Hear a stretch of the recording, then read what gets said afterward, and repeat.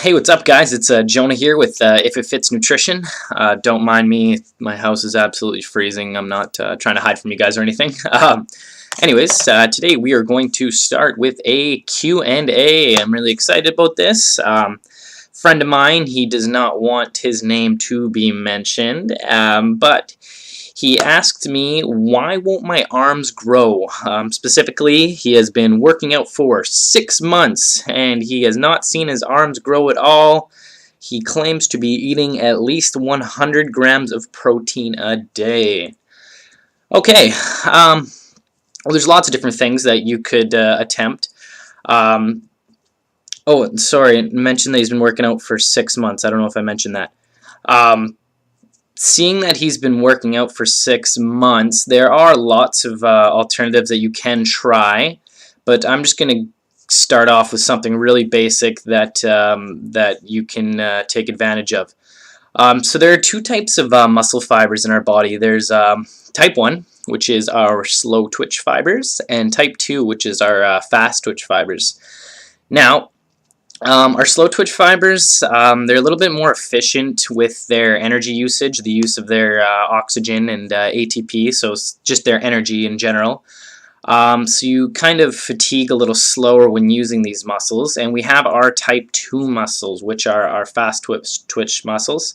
They're a little bit more anaerobic. They give you kind of more of that explosive strength, but they do seem to fatigue a little faster. Now, all of our muscles are compromised of both of these fibers. Now, some of us are built with a little bit more fast twitch fibers. Some of us are built with a little more slow twitch fibers.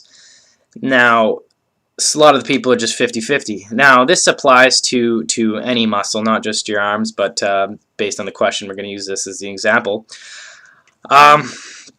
So what you want to do is you can't actually change the genetic formation of these fibers. So what I mean by that is, if you were, say, for example, your muscle is comprised of 60% fast twitch fibers and 40% slow twitch fibers, you could not work out in a way that would change it so that you are 50% of both fibers. It's, as far as studies go, it's undetermined whether that's possible or not. But what you can do is you can work both of these fibers, these muscle fibers, to their maximum potential. So what you may be seeing is that your body's not as receptive to the type of workouts that you're doing right now due to the type of fibers in your muscles. So for example, if you're doing bicep curls, we're just using that as an example because you are struggling with your arms. If you're doing bicep curls and you're swinging them up really fast and using your explosive strength, you are working your fast twitch fibers. This is obvious. Now, if you were to slowly contract and squeeze up and down, say for a negative of 4 seconds, which is a very common amount of time for people to do negative reps, and did that for a set instead of trying to fire off as many as you can, you would be tapping into your slow twitch fibers. So some people, I myself included actually, am much more receptive to slow twitch fibers activation in my arms specifically. So when I train arms, I am spending much more time on my negatives than on my positives, which also increases the time under tension on my muscle. And I see much more muscle development, one, using my slow twitch fibers than using, say, my fast twitch fibers. Not saying that I don't train both, but working out for years, I have seen much more progress in my slow twitch fibers than in my fast twitch fibers. Now, this applies to anything. So that could be your squats. You could take your time on your squats, slowly, aerobically, per se, work your quads and your hamstrings, or this applies to your triceps, your biceps, anything. So,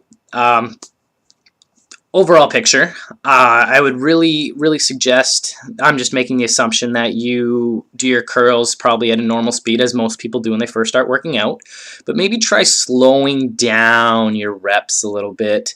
Take your time, get that nice squeeze, get all that blood in there, get that good juicy feeling, and try that for a couple weeks. Not saying you're going to see progress in a couple weeks, but maybe in a couple months.